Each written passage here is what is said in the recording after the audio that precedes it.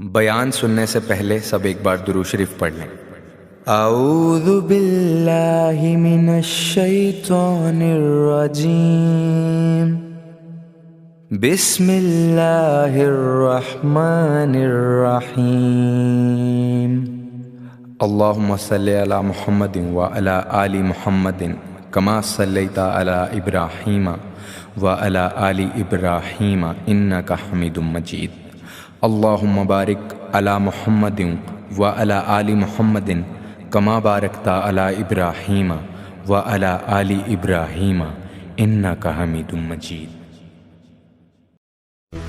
حضرت سیدنا ابراہیم خلیل اللہ علی نبینا علیہ الصلاۃ والسلام کا تذکرہ قرآن مجید نے کئی جگہوں پہ بیان فرمایا ہے۔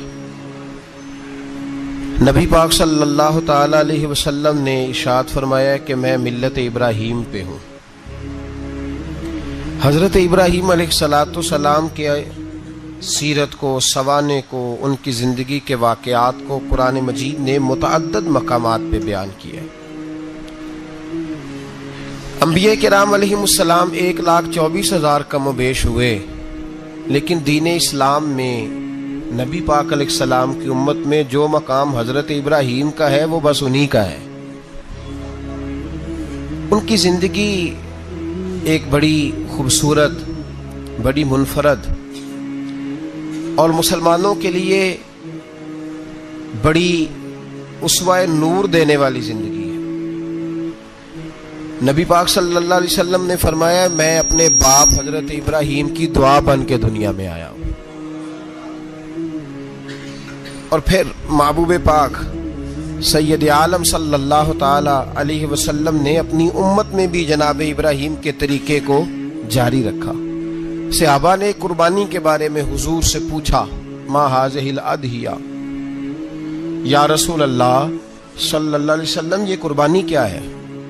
تو فرمایا سنت ابیکم ابراہیم، یہ تمہارے باپ حضرت ابراہیم کا طریقہ ہے، یہ تمہارے باپ حضرت، حالانکہ قربانی نبی پاک صلی اللہ علیہ وسلم کا بھی طریقہ ہے، لیکن فرمایا تمہارے باپ حضرت ابراہیم کے ذکر کو باقی رکھا۔ اللہم صلی علی محمد وعلی آل محمد کما صلیت علی ابراہیم وعلی آل ابراہیم، ان کے تذکرے کو باقی رکھا دین کے اندر۔ حضرت ابراہیم بڑی امتیازی شان والے نبی ہیں، بڑی امتیازی شان والے۔ رب کریم کا وہ دوست جس نے کوئی چیز بچا کے نہیں رکھی، ہر شے ہی اپنے رب کی بارگاہ میں پیش کر دی۔ چند چیزوں سے انسان کو بڑا پیار ہوتا ہے، گھر اسے بڑا پیارا ہوتا ہے۔ وہ بڑا خوبصورت ہوٹل، 5 سٹار ہوٹل میں رہا، وہ اسلام آباد گیا، کسی سفر پہ گیا تو بڑے اعلیٰ قسم کے اس کو کھانے ملے، بڑی چیزیں ملی، لیکن کبھی دائیں کروٹ کبھی بائیں کروٹ۔ تو ساتھ بیڈ پہ دوست تھا تو اس نے کہا صاحب سو جاؤ، تو اس نے کہا یار جو مزہ اپنے گھر میں سونے کا ہے وہ کسی اور جگہ تھوڑی ہے۔ گھر بڑا پیارا ہوتا ہے، انسان کو لگاؤ ہوتا ہے، جس بے تکلفی سے، سکون سے، آرام سے انسان اپنے گھر میں وقت بتاتا ہے کہیں اور مشکل ہو جاتا ہے۔ دوسرا، انسان کو اولاد بڑی پیاری ہوتی ہے، بڑی عجیب شے، نہ ہو تب بھی بڑا دکھ ہے، اور ہونے کے بعد بھی اس کی بڑی آزمائشیں، یہ بڑی ایک میٹھی چیز ہے۔ اولاد ایک بڑا عجیب سا میوہ ہے، پتہ نہیں یہ کس انجیکشن کا نام ہے کہ چھاتی پر چڑھ جائے تو اللہ سکون عطا فرما دیتا ہے، پتہ نہیں کس ٹھنڈی دولت کا نام رب کریم نے اولاد رکھا ہے، بڑی پیاری ہوتی ہے اولاد۔ پھر تیسری چیز انسان کی اپنی جان ہے، اور یہ اتنی قیمتی شے ہے کہ اللہ کریم نے فرمایا کہ اگر تیری گردن پہ کوئی آدمی پستول رکھ کے، تلوار تیرے گلے پہ رکھ کے کہے نا کہ رب کا انکار کر دے ورنہ مار دوں گا، تو فرمایا وقتی طور پہ میری ذات کا انکار کر پر جان بچا جا۔ اگر تم مرنے کے قریب ہو گیا ہے اور حرام شے کھائے بغیر تو بچ نہیں سکتا، مر جائے گا، تو فرمایا چل تو اس طرح کر حرام کھا کے جان بچا، پر جان بچانا فرض ہے، ضروری ہے۔ وطن بڑا پیارا، اولاد بڑی پیاری، جان بڑی پیاری، پر حضرت ابراہیم سے رب کریم نے فرمایا چل ابراہیم کوئی چیز دے، تو کہا یا اللہ تینوں ہی تیرے نام پہ قربان کرتا ہوں، تیری ہوئی ساری۔ ہر شے تیری۔ حضرت ابراہیم نے دین کے لیے، آپ شہر بابل کے قریب پیدا ہوئے تھے، وہاں سے مصر آئے، مصر سے فلسطین آئے، اور فلسطین سے آ کر کے کعبہ آباد فرمایا۔ زندگی سفروں میں گزری۔ سفر ایک تکلیف والی چیز ہے، پر حضرت ابراہیم نے وطن چھوڑ دیا، گھر چھوڑ دیا۔ جان بڑی عزیز ہوتی ہے۔ اصل میں نا جب انسان جد و جہد کرتا ہے نا دین کے لیے، تو اس کے راستے میں بڑی چیزیں آتی ہیں، کبھی اولاد، کبھی گھر، کبھی باہر، کبھی حکومتیں، کبھی سیاستیں، کبھی چدراہٹیں، اس کے راستے میں بڑا کچھ آتا ہے اور اسے ہر چیز کو فیس کرنا پڑتا ہے۔ گھر کے اندر بھی جنگ ہوتی ہے اور گھر کے باہر بھی لڑائی ہوتی ہے۔ یہ آسان ہے ہی نہیں۔ ہم تو خیر ہتھیار چھوڑ کے پھینکنے والے لوگ ہیں، ہم بھولے بھالے لوگ ہیں۔ ہم کہتے ہیں میں نے تو کہا تھا مہندی نہ کرو، پر بیٹے نہیں مانے، بھولے جو ہوئے۔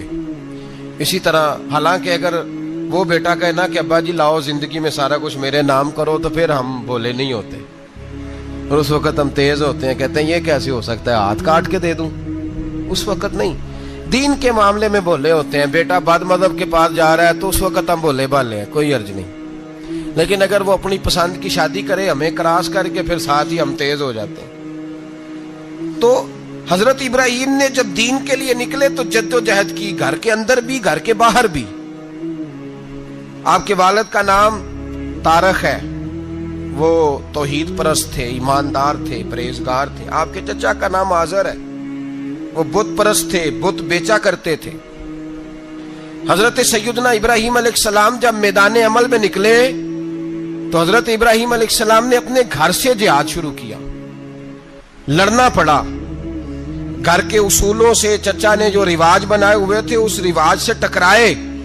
فرمایا میں اپنے گھر کے اندر یہ بت پرستی نہیں ہونے دیں گا۔ چچا کو ایک دفعہ نہیں، بار بار 100 دفعہ سمجھایا۔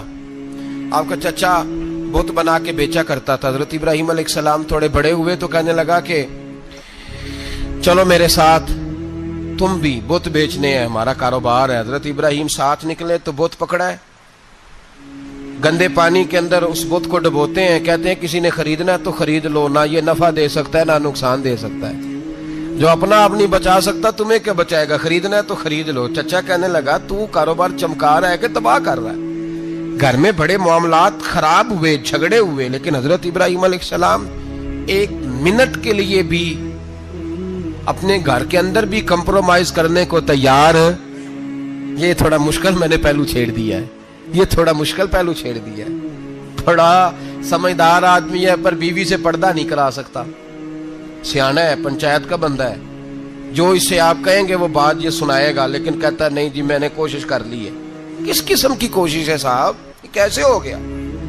حضرت ابراہیم علیہ السلام نے گھر کے اندر سے فرمایا نہیں کرنے دوں گا، گھر کے اندر بھی ٹکرائے، فرمایا تم جو بھی ہو، پاش پاش کیا چچا کے اصولوں کو، اور باہر جب نکلے تو صرف علاقے کے چیئرمین سے نہیں ٹکرائے، ایم پی ایم این اے وزیر مشیر سے نہیں ٹکرائے، سپر پاور نمرود دنیا کا واحد حکمران تھا اس وقت، دوسرا کوئی حکمران ہی نہیں تھا، اکیلے حکمران سے جا کر ٹکرائے، کوئی ساتھ فوج نہیں تھی، کوئی ساتھ ان کے طاقت بظاہر دنیا داری کی کوئی نہیں تھی، پر حضرت ابراہیم جا کے ٹکرائے، اور میرے رسول پاک صلی اللہ علیہ وسلم نے سند بیان کی، فرمایا افضل الجہاد کلمۃ الحق عند سلطان الجابر، فرمایا سب سے افضل جہاد یہ ہے کہ تو ظالم بادشاہ کے سامنے کھڑے ہو کے حق بات بیان کر دے، یہ سب سے بڑا جہاد ہے، یہ سب سے افضل الجہاد کلمۃ الحق عند سلطان الجابر، سب سے بڑا جہاد۔ حضرت ابراہیم کھڑے ہو گئے، سپر پاور سے ٹکرائے۔ یہاں ہم لوگ حکمتوں کا شکار ہیں، دیکھیں گے، کریں گے، سوچیں گے، اور مولوی صاحب کو ویسے کہتے ہیں آپ پرہیز کریں سیاسی باتوں سے۔ بھئی اللہ کے ہر نبی نے جا کے وقت کے ظالم حکمران کو لتاڑا ہے، للکارا ہے، یہ تو مشن انبیاء ہے۔ حضرت سیدنا ابراہیم علیہ السلام نے جو اس کو جا کے کہا کہ تو جھوٹ بولتا ہے، تو جھوٹا ہے، تو خدائی کا دعویٰ کرتا ہے، تو بہت بڑا ظالم ہے، اور قرآن مجید نے اس ساری بات کو بیان فرمایا۔ حضرت ابراہیم علیہ السلام سے کہنے لگا میں رب ہوں، تو آپ نے فرمایا میرا رب تو وہ ہے جو زندہ کرتا اور مارتا ہے. تو پھر آپ حق بات بیان کریں گے تو اللہ مارے گا کہ بندہ مارے گا؟ کچھ بھی نہیں ہوتا، کیونکہ زندگی موت کس کے ہاتھ میں ہے؟ اللہ کے ہاتھ میں. زندگی موت اللہ، کچھ بھی نہیں ہوتا. انسان صحیح سمت کا تعین کرے اور صحیح صحیح چلے. حضرت علی شیر خدا سے کسی نے کہا تھا کہ آپ کے بڑی دشمنی ہے، کوئی محافظ رکھ لیں. آپ فرمانے لگے موت خود بہت بڑی محافظ ہے، وقت سے پہلے آتی ہی نہیں. بڑی محافظ ہے، وقت سے پہلے. علامہ نورانی رحمت اللہ تعالیٰ علیہ کراچی جیسے شہر میں رہا کرتے تھے، جہاں گام گام پہ خطرہ تھا. لوگوں نے کہا حضرت اتنے بڑے لیڈر ہو، آپ کی جماعت کی 62 سیٹیں ہوئی قومی اسمبلی میں، ایک ایسا وقت بھی آیا تو کوئی ایک آدمی بندوق والا. آپ فرمانے لگے مجھے ضرورت ہی نہیں، اس لیے کہ جس خدا رسول کے لیے میں نکلا ہوں وہ خود ہی حفاظت کرنے والے ہیں، ضرورت نہیں ان چیزوں. تو بھائی حضرت ابراہیم ٹکرائے اور آپ کا انداز کیا ہے؟ جا کے کہا کہ تو نہیں، خدا وہ ہے جو زندہ کرتا. اور اس نے ایک بیوقوفوں جیسی دلیل دی. ایک آدمی کو کل پھانسی دینی تھی تو اس کو بلایا، کہنے لگا تجھے کب پھانسی ہے؟ اس نے کہا کل. کہنے لگا جا تجھے ذات کیا زندگی دی، اس کو چھٹی دے دی. ایک عام آدمی بیچارہ بیٹھا تھا، اس کو پکڑ کے نا کہنے لگا اس کی گردن اڑا دو. کہنے لگا دیکھ لو میں بھی زندہ کرتا اور مارتا ہوں. وہ جو کل مرنے والا تھا میں نے زندہ کر دیا ہے، اور جس کو پتہ ہی نہیں تھا کہ میں نے مرنا ہے اسے پکڑ کے میں نے مار دیا ہے. یہ بیوقوفوں جیسی دلیل ہے. حضرت سیدنا ابراہیم علیہ الصلوۃ والسلام چاہتے تو اسی وقت دلیل توڑ دیتے کہ تو کیا بیوقوفوں جیسی بات کر رہا ہے، اگر تو زندگی دیتا ہے تو مرے ہوئے میں جان ڈال کے دے جس کو تو نے مارا ہے. لیکن حضرت ابراہیم نے دیکھا کہ بیوقوف ہے. بیوقوفوں سے بحث نہیں ہوتی، دلیل بدل لی جاتی ہے، ان کی عقل کے مطابق بات کی جاتی ہے. حضرت ابراہیم فرمانے لگے میرا رب وہ ہے جو سورج مشرق سے نکالتا ہے اور مغرب میں غروب کرتا ہے. تو اگر رب ہے تو تو مغرب سے نکال کے مشرق میں غروب کر. فبہت الذی کفر، کافر لاجواب ہو گیا، اس کے پاس اس چیز کا کوئی جواب نہیں تھا. علامہ اسماعیل حقی نے خوبصورت فقرہ لکھا ہے، خوبصورت جان ڈال دی ایک جملہ کہہ کے. حضرت سیدنا علامہ اسماعیل حقی رحمت اللہ علیہ فرمانے لگے چونکہ نمرود بیوقوفوں جیسی باتیں کر رہا تھا، اگر وہ یہ کہہ دیتا نا کہ میں سورج کو نکالتا ہوں مشرق سے، میں غروب کرتا ہوں معاذ اللہ مغرب میں میں نکالتا ہوں، تو آپ اپنے رب سے کہیے کہ وہ مغرب سے نکال کے مشرق میں غروب کرے. علامہ اسماعیل حقی فرماتے ہیں رب کریم کی آواز قدرت تھی. مالک حضرت ابراہیم علیہ السلام کے اس اگر وہ کہہ دیتا اور حضرت ابراہیم دعا کر دیتے تو رب کریم نے فرشتوں کو تیار بٹھایا ہوا تھا. فرمایا اگر یہ کہہ دے میرے خلیل سے کہ سورج مغرب سے نکال کے مشرق میں غروب کرنا ہے تو تیار رہنا، جس طرح خلیل کہیں گے ویسے ہی کر دیں گے. واتخذ اللہ ابراہیم خلیلا، ابراہیم ہمارا دوست جو ہوا، جیسے کہے گا ویسے کر دیں گے. حضرت سیدنا ابراہیم علیہ السلام کی باتوں کا جب جواب نہ دے سکا، دلیل نہیں بندہ دیتا، پھر لڑائی کرتا ہے، پھر جھوٹے موٹے اعتراض کرتا ہے. دلیل ختم ہوتی ہے تو لوگ ذاتیات پہ اترتے ہیں، کہتے ہیں یہ کھانستا صحیح نہیں، دیکھتا صحیح نہیں. دلیل ختم، اب ذاتیات پہ اترے، کہنے لگے مجھے پتہ چلا ہے کہ یہ فلانی جگہ گیا تھا تو وہاں جا کے اس نے اس طرح کیا ہے. پھر لوگ ذاتیات پہ اترتے ہیں، جب دلیل کا جواب دلیل سے نہیں دے پاتے پھر ذاتیات پر اتر کر حملے کرتے ہیں. حضرت ابراہیم کے دلائل کا جواب نمرود نہ دے سکا تو کہنے لگا کہ اس کو آگ میں ڈال دو. قوم گئی ہوئی تھی ساری، آپ نے بات سنی ہوئی ہے، میں نے صرف اشارہ دینا ہے، میلے پہ. تو حضرت سیدنا ابراہیم علیہ السلام نے سارے بت توڑ دیے، کلاڑا بڑے بت کی گردن پہ رکھا. واپس آئے، کہنے لگے بت کس نے توڑے ہیں؟ تو فرمایا اس سے پوچھ لو جس کی گردن پہ کلاڑا ہے. کہنے لگے یہ تو بول ہی نہیں سکتا. تو فرمانے لگے بڑے بیوقوف ہو، جو بولتا ہی نہیں، سنتا ہی نہیں، اپنا آپ نہیں بچا سکتا، اس کی پوجا کرتے ہو. کہنے لگے پکڑو، دلیلیں ختم ہو گئی، اس کو آگ میں ڈالو. بہت بڑی حویلی 45 فٹ مربع پہ مشتمل ایک حویلی بنائی گئی اور 45 فٹ اونچی. مختلف روایات، علامہ اسماعیل حقی کہتے ہیں کہ 3 مہینے تک نمرود نے کہا کہ اس کے اندر لکڑیاں ڈالو. لوگ پوچھنے لگے کتنی دنیا جلانی ہے؟ کہنے لگا بندہ تو ایک جلانا ہے، پر بندہ بڑا تگڑا ہے، ایک بندہ. 3 مہینے لکڑیاں ڈالی گئیں.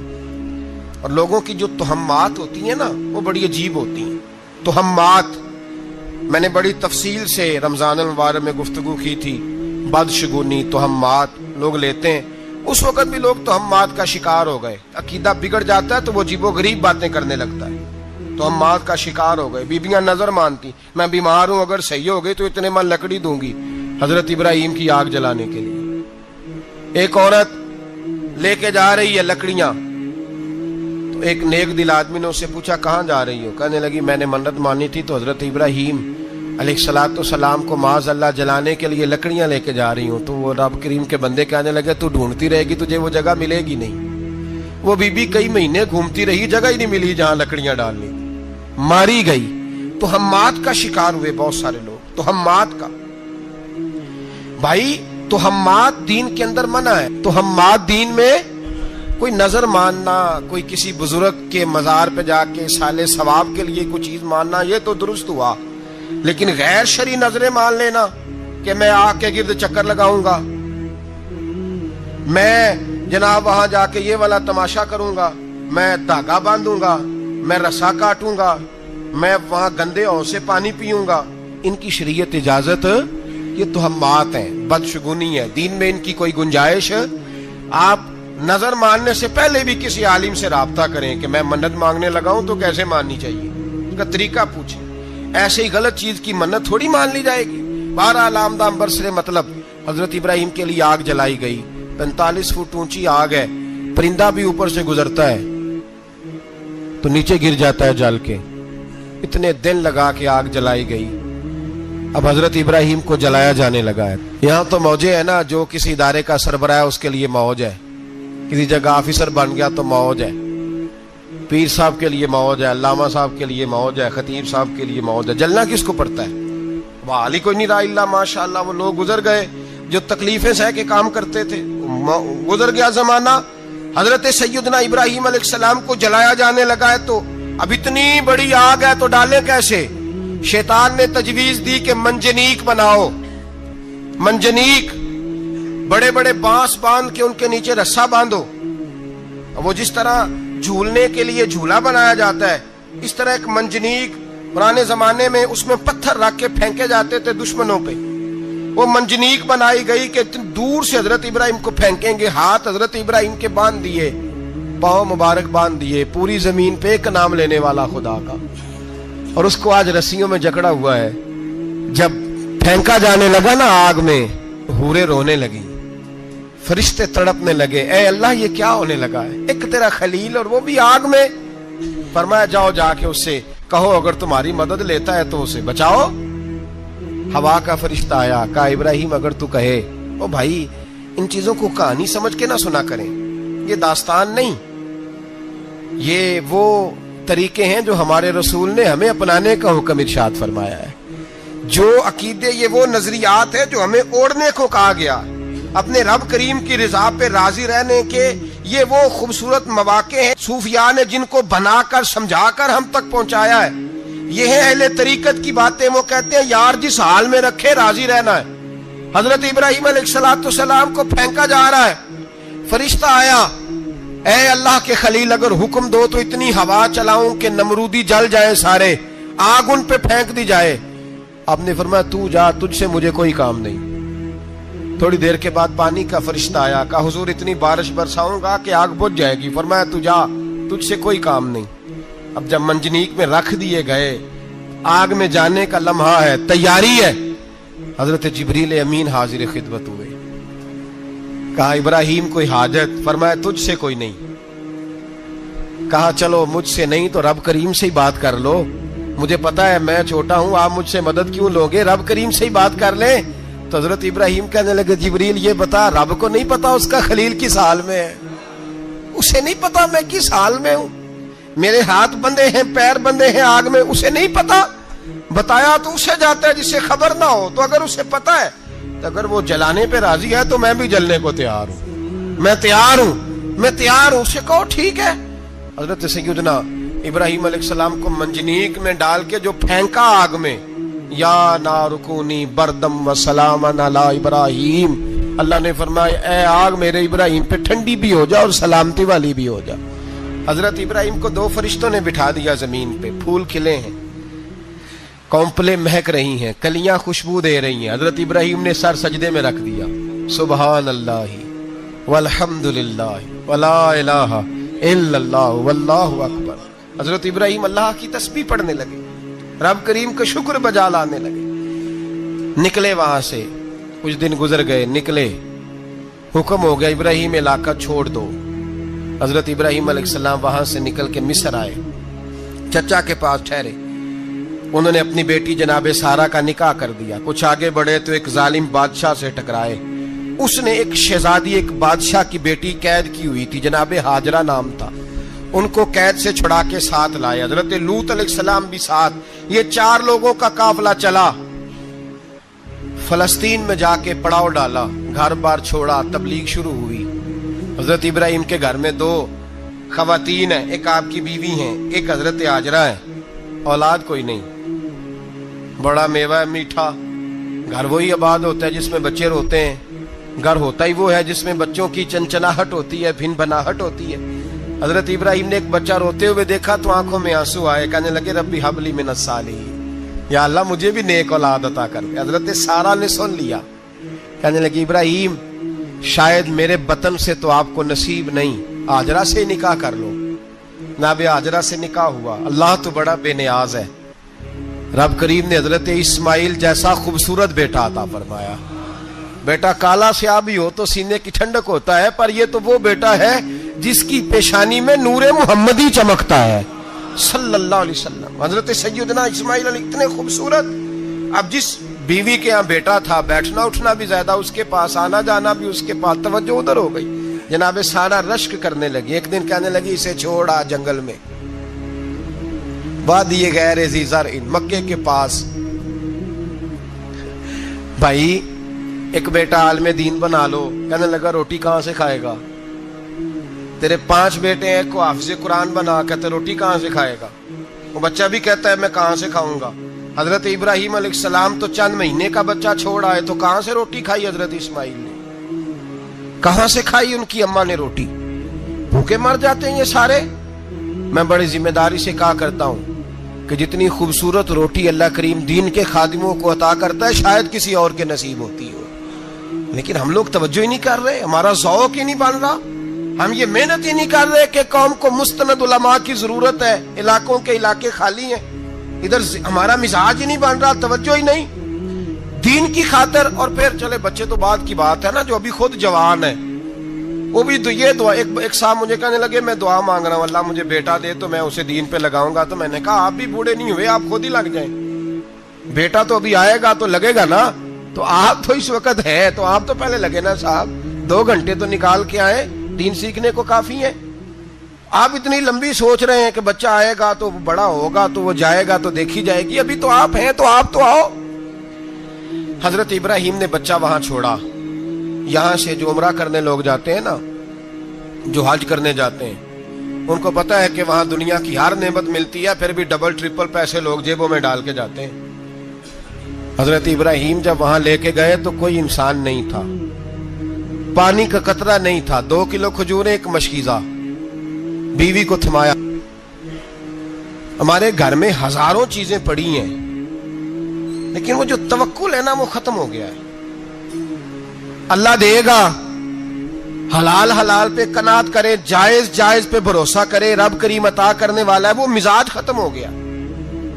حضرت سیدنا ابراہیم علیہ السلام 2 کلو کھجوریں، ایک مشکیزہ پانی کا دے کر کے، اور وہاں بٹھایا آپ نے اپنے بچے کو اور اپنی زوجہ جناب ہاجرہ کو، اور بٹھا کر کے یہ واپس پلٹنے لگے. تو حضرت ہاجرہ سلام اللہ علیہ نے آواز دی، کہا ابراہیم کس کے سہارے پہ چھوڑ کے جا رہے ہیں؟ جہاں آب زمزم کا کنواں ہے نا، جو لوگ گئے ہیں انہوں نے صفا مروہ کی صحیح کی ہے، صفا مروہ سے باہر نکلے نا، سرکار کی ولادت کا مقام ہے، اس جگہ پہ آب زمزم کا کنواں تھا. وہاں حضرت سیدنا ہاجرہ کو بٹھایا. کوئی چیز نہیں، کوئی درخت نہیں، کوئی کھیت نہیں، کوئی پانی نہیں، کوئی کنواں نہیں. وہاں بٹھایا اور بٹھا کر کے نکلنے لگے تو جناب ہاجرہ فرمانے لگی ابراہیم کس کے سہارے پہ چھوڑ کے جا رہے ہو؟ کہنے لگے اللہ کے سہارے پہ. تو پاک باز بی بی نے ایک لفظ پوچھا، کہا ابراہیم یہ میرے رب کا حکم ہے؟ یہ میرے بس جن کا عقیدہ توحید مضبوط ہو ان کے لیے ایک جملہ کافی ہوتا ہے، یہ میرے اللہ کا حکم ہے؟ تو جناب ابراہیم علیہ السلام فرمانے لگے، ہاجرہ ہاں رب کا حکم ہے۔ جب یہ لفظ کہے تو چاہیے تھا نا حضرت ابراہیم تسلی دیتے، تو بی بی صاحبہ تسلی دینے لگی، عرض کرنے لگی ابراہیم اگر اللہ کا حکم ہے تو پھر آپ ہماری فکر نہ کرنا، اگر یہ رب کا حکم ہے تو پھر ہماری فکر نہ کرنا، جس رب نے ہمیں یہاں تک پہنچایا ہے وہ ہمیں کبھی بھی ضائع نہیں فرمائے گا، پھر فکر نہ کرنا۔ حضرت ابراہیم آ گئے، بات آپ نے سنی ہوئی ہے، اشارہ کرنا مقصود ہے۔ 13 سال میں چلے مان بھی لیا جائے بعض روایات کی روشنی میں کہ آتے جاتے بھی رہے، لیکن مکمل دیکھ بھال اپنے بچے کی پرورش میں پورا حضرت ابراہیم علیہ السلام کا کردار، سارا کردار ماں کا تھا۔ میں جب خواتین کے بارے میں کوئی بات کرتا ہوں تو میں آپ کو اکثر کہتا ہوں کہ یہ صرف بیوی کے لیے حکم نہیں ہوتا، یہ ٹریننگ بیٹی کو دینی ہے اور بہن کو دینی ہے، یہ تربیت کرے اپنے گھر میں۔ میں تجربے کی روشنی میں یہ بات عرض کیا کرتا ہوں کہ بھائی بچے باپ کے فرما بردار اس وقت ہوتے ہیں جب اماں انہیں باپ کا فرما بردار کرتی ہے، اور بچے باپ کے نافرمان بھی تب ہوتے ہیں جب اماں انہیں باپ کا۔ میں نے اپنے کانوں سے سنا ایک دفعہ ایک بچہ اپنے باپ سے کہہ رہا ہے آپ نے تو ساری زندگی باہر گزار دی، پیسے کمانا کون سا مشکل کام ہے، دکھ سکھ تو سارے اماں نے برداشت کیے، سکولوں میں وہ جاتی تھی، فلانا کام وہ کرتی تھی، فلانا کام۔ اب یہ سوچ اس کی ذاتی تو نہیں، یہ اس کو دی گئی ہے، اور اگر اس کو یہ سوچ دے دی جائے کہ اماں کہے کہ میں تو اپنوں میں رہی ساری زندگی، میں نے تو اپنوں میں وقت گزارا، اور تیرا باپ تو کئی دفعہ جنازے بھی نہیں پڑھ سکا، اس نے تو ماں باپ ایسے دفن کر دیے، وہ اگر یہ سوچ فراہم کرے تو پھر بچہ باپ کا فرما بردار ہوتا ہے۔ اور یہ والی روایتیں ہم بیوی کو سناتے ہیں، حالانکہ کس کو سنانی چاہیے؟ بولیے، بہن اور بیٹی کو، بہن اور بیٹی کو سنائیں یہ باتیں، ان کو سمجھائیں تاکہ آگے جا کے وہ جو گھر ترتیب دیں وہ گھر بڑا عمدہ اور نکھرا ہوا ہو۔ حضرت سیدنا ابراہیم 13 سال کے بعد آئے، چونکہ گھر میں اللہ تبارک و تعالیٰ کی دوستی کا چرچا تھا، اللہ تبارک و تعالیٰ کی محبوبیت کا غلبہ تھا۔ 13 سال کے بعد فلما بالغ معہ سعیا، بیٹا جب اتنا بڑا ہوا کہ سال چلنے لگا تو حضرت ابراہیم نے اپنے بیٹے کو بلا کے کہا بیٹا مجھے خواب آئی ہے، میں تجھے ذبح کر رہا ہوں، تیری کیا رضا ہے؟ تو حضرت اسماعیل کہنے لگے یا ابت افعل ما تؤمر، ابا جی اللہ جیسے حکم دیتا ہے میرے ساتھ ویسے ہی کریں، جیسے اللہ حکم دیتا ہے ویسے ہی، بولیے، ویسے ہی کریں۔ حضرت حاجرہ کو کہا کہ ایک دوست نے دعوت کی ہے تو وہاں جا رہے ہیں، بی بی مطمئن ہے، تفصیلات کی ضرورت نہیں، ختم بات، اعتبار ہے، مطمئن ہو گئی۔ شیطان پیچھے سے آیا اماں کے پاس، ذرا تھوڑی دیر کے لیے تصور جمائیے، یہاں تو پڑوسن آ کے کوئی بات بتا دیتی ہے خاوند کے بارے میں تو کئی مہینے جھگڑا جاری رہتا ہے، پڑوسن محلے دار۔ شیطان نے آ کے بتایا لفظ کیا ہے؟ کہا حاجرہ تمہیں پتا ہے کہاں جا رہے؟ کہا دوست کی دعوت میں۔ تو کہنے لگے دوست کون ہے؟ رب کریم، اور ابراہیم کا خیال ہے کہ اس رب نے مجھے حکم دیا ہے کہ میں ذبح کروں۔ تو حضرت حاجرہ کہنے لگی کبھی باپ بھی بیٹے ذبح کرتے ہیں؟ تو شیطان کہنے لگا ان کا خیال ہے کہ ان کے رب نے حکم دیا ہے۔ تو جناب حاجرہ فرمانے لگی اگر رب نے حکم دیا تو پھر تو مجھے شیطان لگتا ہے، تو مجھے شیطان لگتا ہے۔ کہا کیا مطلب؟ فرمانے لگی اگر رب کریم کا حکم ہے تو میرے پاس ایک اسماعیل ہے، اگر 1000 بھی ہوتے میں سارے اللہ کے راستے میں پیش کر دے دیتی، مالک کا ہی تو ہے سارا کچھ، اسی کا ہے، اس میں لیت اللہ کی کیا گنجائش؟ حضرت سیدنا ابراہیم علیہ السلام نے بیٹے کے حلق پہ چھری رکھ بھی دی اور چھری چلا بھی دی، رکھ بھی دی، اور وہ تو اللہ کریم نے فرمایا یا ابراہیم قد صدقت الرؤیا، ابراہیم تو نے خواب سچا کر دکھایا، وہ قیامت تک تیرا نام رہے گا۔ حضرت ابراہیم نے وطن بھی دیا، جان بھی دی، بیٹا بھی، اللہ کریم نے دمبے دیے، فرمایا یہ فدیہ ہے۔ اب یہ قربانی قیامت تک حضرت ابراہیم کے طریقے کے مطابق جاری ہے۔ حضرت ابراہیم بہت بڑے مہمان نواز تھے، بہت بڑے۔ آپ جب مصر میں قیام تھا تو بڑے بڑے لمبے چوڑے لنگر پکتے تھے، لوگ آیا جایا کرتے تھے، بڑا تفصیل کے ساتھ کھانا ہوتا تھا۔ مہمان نوازی آپ کی خاص صفت مبارکہ ہے، ہمارے ہاں بھی مہمان نوازی ہوتی ہے امیروں کی، بلکہ اب تو مہمان نوازی اس طرح کی ہے کہ کل تیری میرے پاس دعوت ہے اور پرسوں میری تیرے پاس ہے. وہی امیروں میں وہ چکر رہتا ہے, پارٹیاں دوست ایک دوسرے کو ڈالتے ہیں, تیری طرف پارٹی تیری طرف. اور اسی انداز میں اب یہ عید آئے گی نا, ٹکا پارٹیاں ہوں گی جگہ جگہ. اور لوگ سوال پوچھنے لگے ابھی سے, کہتے ہیں قربانی کا کتنا گوشت گھر رکھنا جائز ہے, قربانی کا کتنا گوشت گھر رکھنا جائز ہے؟ سارا ہی جی. اس لیے فریزر لے لے, فریج سے نہیں کام چلے گا. سارا ہی جہاز گھر رکھنا سارا ہی جائز ہے, رکھ لیں. او خدا کے بندے, قربانی وہ بندہ دیتا ہے جو سارا سال ہی گوشت کھاتا ہے. صحیح کہہ رہا ہوں؟ قربانی صاحب نصاب صاحب استطاعت بندہ دیتا ہے نا, تو وہ سارا سال ہی گوشت, تو سارا گھر میں رکھنا بھی جائز ہے, لیکن سارا دے دینا بھی. تو جو آ رہی ہے اس پہ کیوں توجہ کرتے ہو, جو دوسرا جائز ہے اس پہ کیوں نہیں عمل کرتے؟ سارا تقسیم کر دیں, بات ختم ہوئی. یقین کریں, محرم میں جا کے دوست ٹیلی فون کر کے سوال پوچھتے ہیں, کہتے ہیں صاحب سنا ہے قربانی کا گوشت محرم میں کھانا جائز نہیں. میں کہ نہیں, ربیع الاول چ بھی جائز جے, رجب رمضان تک کھاؤ, کوئی بندہ نہیں منع کرتا. اس لیے کہ کسی کو دینا تو پسند ہی نہیں, یا پھر اس میں سے جو خاص خاص چیزیں ہیں وہ اپنی فریج میں, اور باقی جو ہے وہ دوسروں کے لیے. یہ کیا طریقہ ہے ہمارا؟ اور اسی پہ عمل ہے. اللہ تبارک و تعالی ہمیں سمجھنے کی توفیق عطا فرمائے. حضرت ابراہیم بہت بڑے مہمان نواز تھے. صرف قربانی نہیں دیتے تھے, سارا سال بہت سارا لنگر, بہت سارا کھانا پینا, بہت ساری چیزیں جاری رہتی تھی. اور جتنے غریب لوگ تھے فلسطین کے, ان کو پتا تھا کہ حضرت ابراہیم علیہ السلام کا لنگر جاری ہے. فلسطین میں جب آپ کا قیام تھا, ایک دفعہ ڈھیروں مہمان آ گئے اور کھانے کو کوئی چیز نہیں. حضرت سارہ اور جناب ہاجرہ دونوں اس وقت موجود تھیں. وہ کہنے لگی ابراہیم بہت سارے مہمان آ گئے تو کیا کریں؟ جناب سارہ کہنے لگی کس طرح کر کے ان کی مہمان نوازی کرنی. اور حالات یہ ہیں کہ قحط پڑا ہوا ہے فلسطین میں, مصر میں, دور دراز علاقوں میں. تو حضرت ابراہیم کہنے لگے یہ اللہ کے مہمان ہیں اور ہمیں رب کریم کا بندہ سمجھ کے آ گئے, اللہ ہی بندوبست کرے گا. فرمانے لگے میرا مصر میں ایک دوست ہے, وہ قحط کے دنوں میں غلہ جمع کر لیتا ہے, میں اس کی طرف پیغام بھیجتا ہوں, مجھے امید ہے وہاں سے غلہ ملے گا. 2-3-5 اونٹ والے غلام بلائے اور ان کو کہا کہ جاؤ غلہ لے آؤ مصر کے دوست سے.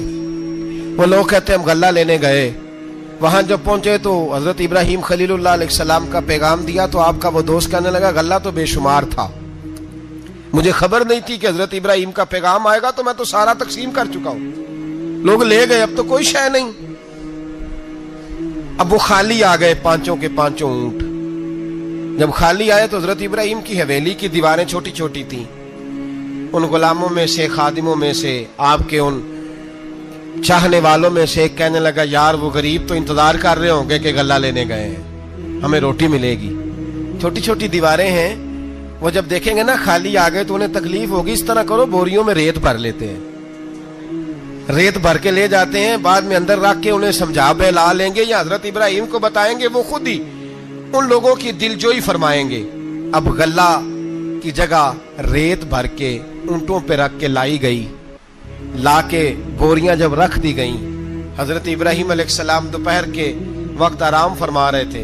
بی بی سارا اٹھی, کہتی ہیں جب میں نے دیکھا نا کہ بوریاں پہنچ گئی ہیں تو گئی, غلام کو ساتھ لیا, اور اس کو جب کھولا نا تو کہتی اتنی حسین گندم میں نے پہلے کبھی دیکھی نہیں تھی, اتنا پیارا دانا میں نے کبھی ملاحظہ ہی نہیں کیا تھا. فرماتی ہیں جب اس کو پیس کر چکی میں روٹیاں پکائیں تو خوشبو دور دور تک پھیل گئی, اعلیٰ غذا بنی, بڑے بڑے کھانے بیبیوں نے مل کے پکائے, چن دیے گئے. حضرت ابراہیم اٹھے تو لوگ کھانا کھا رہے ہیں, سجدہ شکر ادا کیا, اور جب سجدے میں گئے تو وحی آنے لگی, پھر رونے لگے.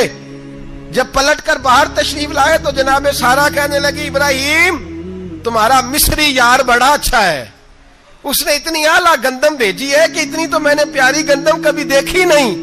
جناب ابراہیم مسکرائے, فرمانے لگی سارا یہ مصری یار نے نہیں بھیجی, یہ میرے عرشی یار نے بھیجی ہے, یہ میرے عرشی یار نے بھیجی ہے. بھائی مہمان نوازی مزاج تھا, ہاتھ لٹا دینا مزاج تھا, دوسروں کی اشکشوئی مزاج تھا. حضرت ابراہیم علیہ السلام کا طریقہ ہے قربانی, حضور نے ان کا طریقہ بیان کیا. اگر سال کے بعد قربانی دینا ان کا طریقہ ہے تو سارا سال غریبوں کو روٹی دینا بھی حضرت ابراہیم کا طریقہ ہے. سارا سال غریب کی نوکری کرنا یہ بھی حضرت ابراہیم کا طریقہ ہے. भूखे को खाना खिलाना, ये भी मेरे मुस्तफ़ा करीम सैयद आलम सल्लल्लाहु अलैहि वसल्लम से सहाबा ने पूछा, हुजूर बेहतरीन मुसलमान कौन है?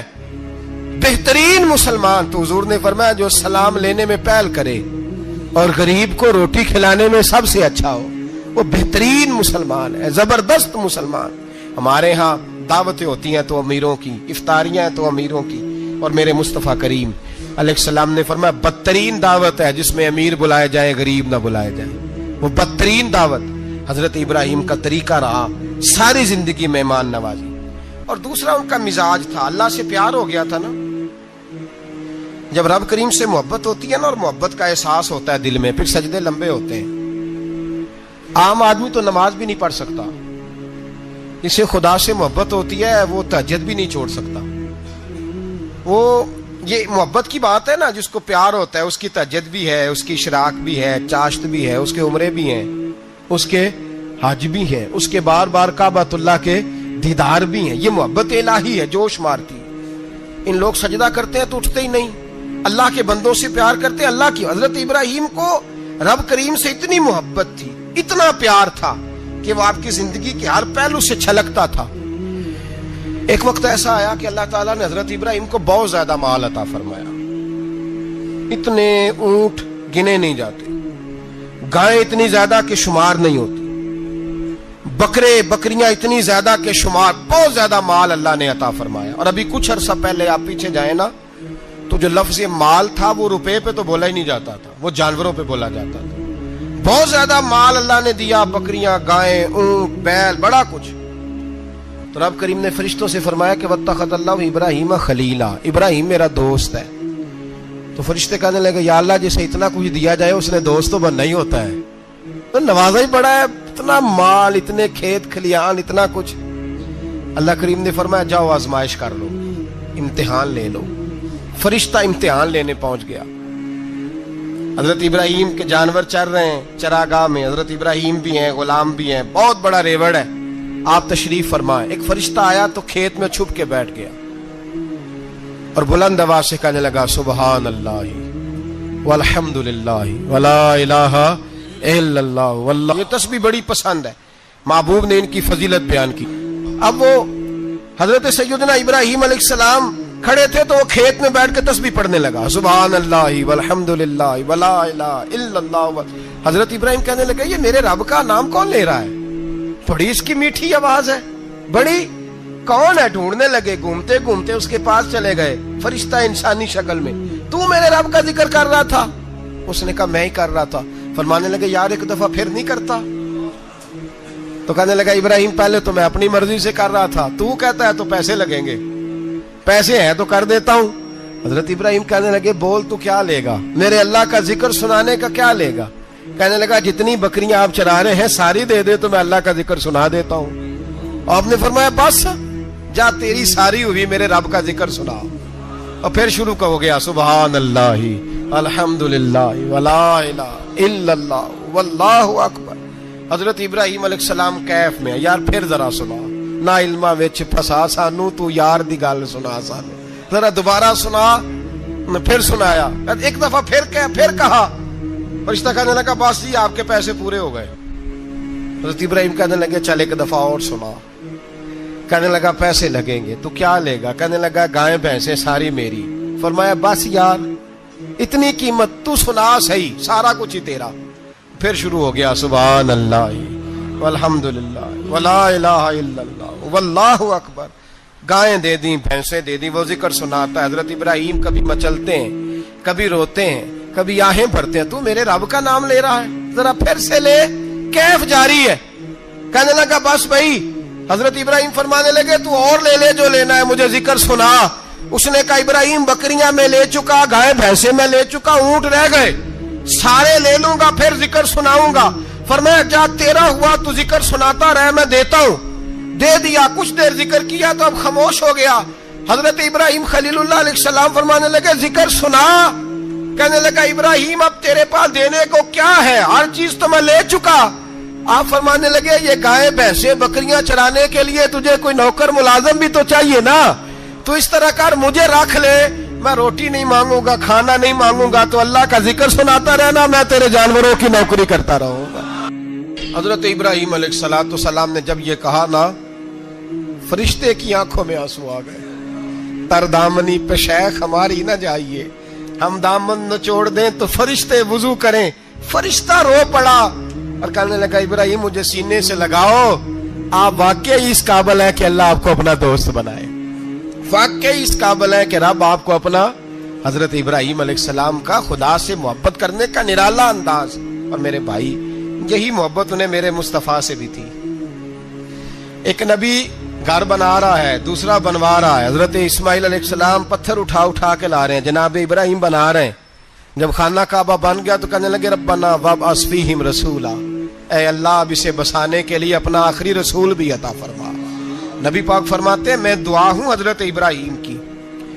ये कुर्बानी हजरत इब्राहीम का तरीका है। हुजूर ने, अगरचे नबी पाक की अपनी सुन्नत थी, ये भी कह सकते थे सुन्नती व सुन्नत अबीकुम इब्राहीम, मेरी सुन्नत है और तुम्हारे बाप इब्राहीम की सुन्नत है। ये नहीं फरमाया। जब सहाबा ने कहा कुर्बानी क्या है, फरमाया सुन्नत अबीकुम इब्राहीम, ये तुम्हारे बाप इब्राहीम की सुन्नत है। हर साहिब निसाब पर कुर्बानी वाजिब है। जो ज़कात का निसाब रखता हो उस पर कुर्बानी वाजिब है, यानी जरूरियात से ज्यादा इतने पैसे, जितने पैसों से ज़कात फर्ज होती है, उतने पैसे जिस आदमी के पास कुर्बानी से पहले पहले आ जाए उस आदमी पर कुर्बानी करना वाजिब है।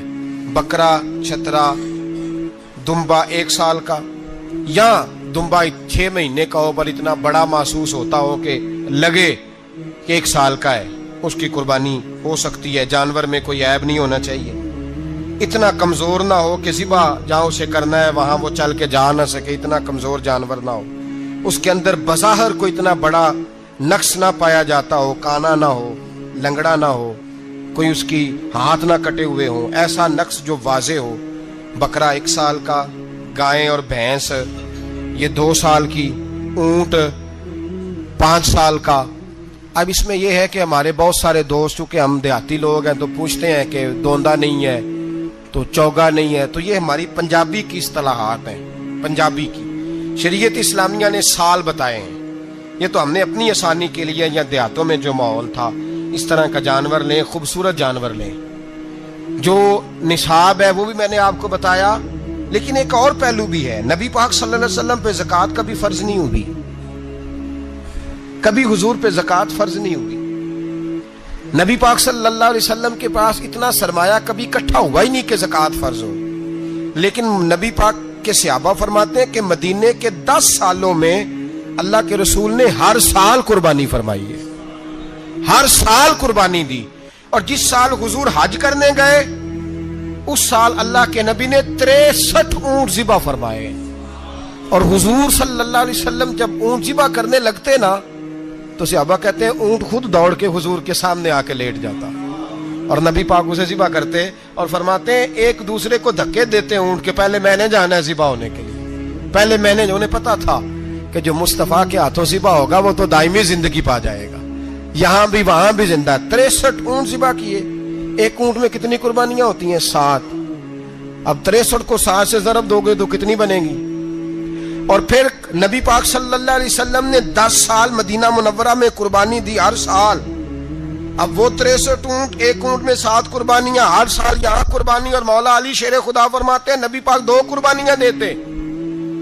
मैंने कहा हुजूर 2 जानवर ज़िबा कर रहे हैं आप, तो हुजूर ने फरमाया एक मेरी तरफ से, एक मेरी उम्मत की तरफ से, गरीबों की तरफ से। और हजरत अली को हुजूर ने वसीयत फरमाई, तू 2 दिया करेगा। या रसूल अल्लाह सल्लल्लाहु अलैहि वसल्लम, मैं गुलाम हूँ, खादिम हूँ। हुजूर ने फरमाया अली एक तूने अपनी देनी है, एक मेरी तरफ से देनी है। 2 कुर्बानियां। मौला अली ने भी सारी जिंदगी 2 कुर्बानियां दी। हजरत अली भी माल के निसाब नहीं थे, अपना मकान ही नहीं था, कोई कारोबार नहीं था, कई दिन फाके रहते थे, पर कुर्बानियां कितनी देते थे? 2। हमारे पास वैसे अगर ससुराल में, मेके में, कजनों में कुछ शादी हो जाए तो 50-60 हजार का खर्चा बराबर है, वो पक्का है। और कुर्बानी की बारी गरीब हो गए, सारे गरीब हो गए। कहते नहीं यहाँ मुश्किल है। और खुदा के बंदे, अल्लाह के साथ तिजारत कर, उसके रास्ते में 1 देगा, रब तुझे 70 गुना इजाफा के साथ अता फरमाएगा। कुर्बानी माल के निसाब पे है।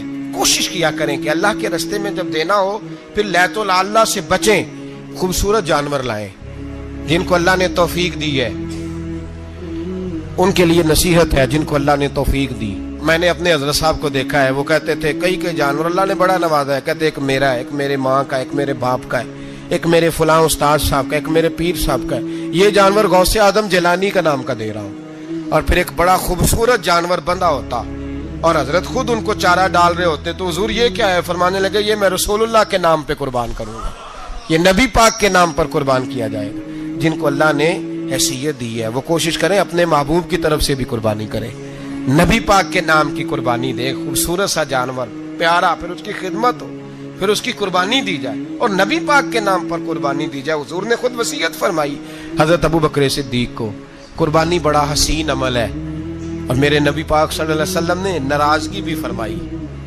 ذرا خوگر حمد سے تھوڑا سا گلا بھی سن لے۔ میرے حبیب نے فرمایا جو طاقت کے باوجود قربانی نہ کرے وہ ہماری عیدگاہ میں عید کی نماز پڑھنے نہ آئے، وہ نہ آئے۔ اور یا رسول اللہ جو کرے گا، فرمایا قربانی کے جانور کا خون کا قطرہ بعد میں زمین پہ گرے گا، اللہ اس کے سارے گناہ پہلے معاف فرما دے گا، اللہ اس کے سارے گناہوں کو بخشے گا۔ قربانی کریں، خوبصورت انداز میں کریں، اللہ کی رضا کے لیے۔ بزرگوں نے لکھا ہے 3 حصے کرو گوشت کے، ایک گھر میں رکھو، ایک رشتہ داروں میں بانٹو، پڑوسیوں میں بانٹو، اور تیسرا فقط غریبوں کو دو۔ لیکن میں اکثر یہ سوچتا ہوں کہ ہمارے ہاں قربانی کرتا ہی وہ ہے جن کے گھر میں ہر جمعرات کو چھوٹا گوشت پکتا ہے، اور جن کے گھر میں ہفتے میں 3 دفعہ مرغی کا گوشت پکتا ہے، وہی تو قربانی دینے کے قابل ہوتے ہیں۔ تو وہ بھی اگر قربانی کے بکرے میں سے بھی تیسرا رکھنا چاہیں تو اجازت تو ہے، میں نے کہا سارا رکھنے کی بھی اجازت ہے، لیکن اگر آپ مہربانی کریں، کوشش کریں کہ یار ہم تو سارا سال ہی کھاتے ہیں، اور ہمارے یہاں جو گوشت تقسیم ہوتا ہے نا وہ بھی باری لگی ہوئی ہے، ادھر سے پلیٹ آئی تھی گوشت کی تو ادھر سے بھر کے چلی گئی، بھئی اس نے کی ہے، اس کو بار بار گوشت دینے کا کیا مطلب ہے؟ آپ یہ دیکھیں عزیزوں میں، رشتہ داروں میں، اور میں اگر تھوڑا سا آپ کی توجہ کرانے میں کامیاب ہو جاؤں تو سفید پوش لوگوں کو دیکھیں، کچھ سفید پوش ہیں، سفید پوش جن کے اوپر قرضے ہیں، بیماریوں نے جکڑ لیا ہے، گھر میں بڑے بڑے سخت مریض آ گئے ہیں، سفید پوش پہلے دیا کرتے تھے۔ آپ ان سے پوچھتے ہیں صاحب قربانی، تو بات کو ٹالتے ہیں، وہ کہتے ہیں سوچ رہا ہوں کوئی حصہ ڈال جائے، پردہ پوشی کرتے ہیں، کہتے ہیں کہیں حصہ رکھا ہوا، پردہ پوش۔ اکثر وہ لوگ قربانی نہیں دے پاتے، اکثر دیا کرتے تھے اب نہیں دے پا رہے، کیوں؟ اس لیے کہ مشکلات ایسی آ گئیں۔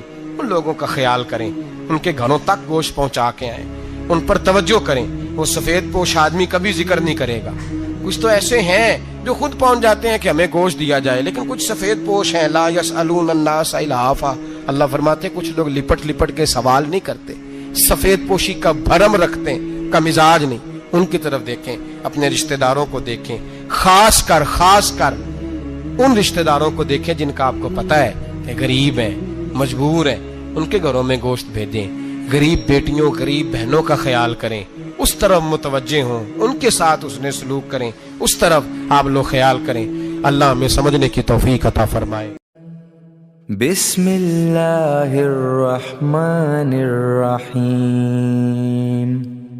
اللہم صلی علی محمد وعلی آل محمد کما صلیت علی ابراہیم وعلی آل ابراہیم انک حمید مجید، اللہم بارک علی محمد وعلی آل محمد کما بارکت علی ابراہیم وعلی آل ابراہیم انک حمید مجید۔